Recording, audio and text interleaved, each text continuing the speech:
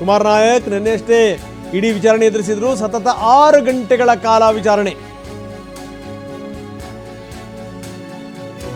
Summons ಜಾರಿ ಹಿನ್ನೆಲೆಯಲ್ಲಿ ವಿಚಾರಣೆಗೆ ಹಾಜರಾಗಿದ್ರು ಕುಮಾರ್ ನಾಯಕ್. ಈ ಮೊದಲು ಮೈಸೂರಿನಲ್ಲಿ ಲೋಕಾಯುಕ್ತರಿಂದಲೂ ಕೂಡ ಅವರು ವಿಚಾರಣೆಯನ್ನು ಎದುರಿಸಿದ್ರು.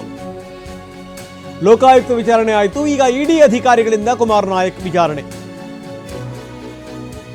ಈ ಹಿಂದೆ ಮೈಸೂರು ಡಿಸಿ ಆಗಿದ್ರು ಕುಮಾರ್ ನಾಯಕ್. ಆ ಸಂದರ್ಭದಲ್ಲೇ ಒಂದಷ್ಟು ಸಂಗತಿಗಳು ನಡೆದಿವೆ, ಡೆವಲಪ್ಮೆಂಟ್ಗಳು ನಡೆದಿವೆ. ಎಲ್ಲ ವಿವರಗಳನ್ನು ಕೂಡ, ಎಲ್ಲ ಪ್ರಶ್ನೆಗಳನ್ನು ಕೂಡ ಕೇಳಲಾಗಿದೆ.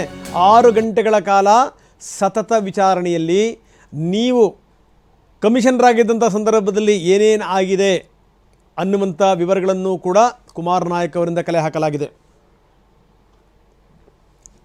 ಸಹಜವಾಗಿ ನೋಡ್ತಾ ಇದ್ದೀವಿ, ಈ ರೀತಿ ವಿಚಾರಣೆಯನ್ನು ಎದುರಿಸುವಂಥದ್ದು ಸಾಮಾನ್ಯ ಸಂಗತಿ ಅಲ್ಲ.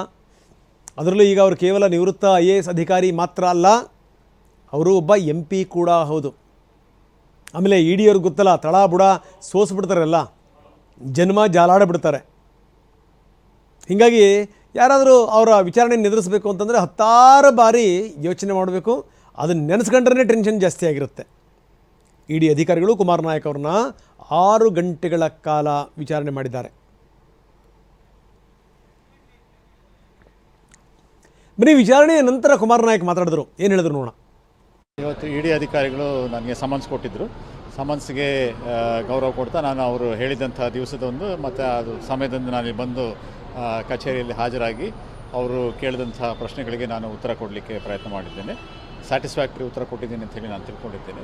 ಅವರು ಆಗ ನಾನು DC ಆಗಿದ್ದಂಥ ಸಂದರ್ಭದಲ್ಲಿ ಯಾವ ಸಂದರ್ಭದಲ್ಲಿ ಕೆಲಸ ಮಾಡ್ತಾಯಿದ್ದೆ, ಯಾವ ರೀತಿ ಲ್ಯಾಂಡ್ನ ಇದು ಕನ್ವರ್ಷನ್ ಮಾಡಲಾಯಿತು, ಇದ್ರ ಬಗ್ಗೆ ಮತ್ತು ರೂಲ್ಸ್ ರೆಗ್ಯುಲೇಷನ್ ಬಗ್ಗೆ, ನಾವು ಮಾಡಿದಂಥ ಒಂದು ಪ್ರೊಸೀಜರ್ಸ್ ಬಗ್ಗೆ ಅವರು ಅದನ್ನು ಕೇಳಿದರು. ಕೂಲಂಕುಷವಾಗಿ ಪ್ರಶ್ನೆಗಳು ಕೇಳಿದರು. ನಾನು 20 ವರ್ಷಗಳ ಹಿಂದಿನ ಹಳೆಯ ಮಾಹಿತಿಯನ್ನು ನಾನು ಫೈಲ್ನ ಕೂಡ ನೋಡಿದ್ದಂಥದ್ದು, ಅದನ್ನು ನೆನೆಸ್ಕೊಂಡು ಮತ್ತು ಏನು ಪ್ರೊಸೀಜರ್ಸ್, ರೆವಿನ್ಯೂ ಪ್ರೊಸೀಜರ್ಸ್ ಏನಿದೆ ಅವುಗಳ ಬಗ್ಗೆ ನಾನು ನನಗೆ ತಿಳಿದಷ್ಟು ಮಟ್ಟಿಗೆ ಅವರಿಗೆ ಮಾಹಿತಿಯನ್ನು ಕೊಟ್ಟಿದ್ದೇನೆ. ಆ ಥರ ಏನು ಹೇಳಿಲ್ಲ. ಅವರು ಯಾವತ್ತು ಬೇಕಾದರೂ ಸಮಸ್ಯೆ ಕರಿಬೋದು. ಇಡಿ ಅವರಿಗೆ ಅಧಿಕಾರ ಇರುತ್ತೆ, ಅವ್ರು ಕರಿಬೋದು.